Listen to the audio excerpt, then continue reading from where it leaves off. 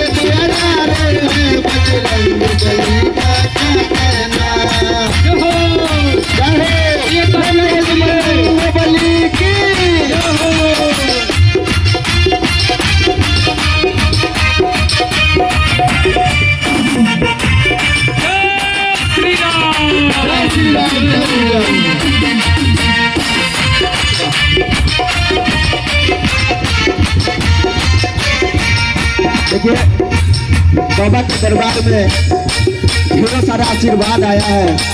मैं बाबा से मनोकामना करूंगा कि इनके घर आंगन हमेशा खुशियों से भरा रहे, हमेशा मुस्कुराते रहे जीवन। प्रेम से बोलिए सिया रामचंद्र भगवान की जय हो। बजरंगबली की।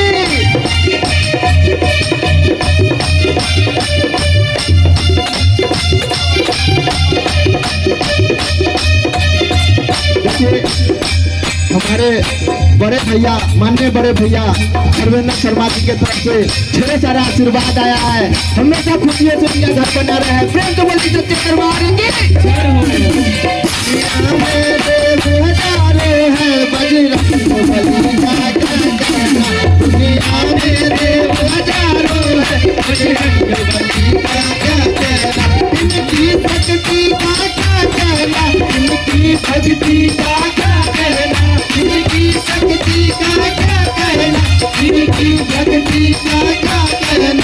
दुनिया में देवदारो है बजरंग बली का क्या कहना, दुनिया में देवदारो है बजरंग बली का क्या कहना।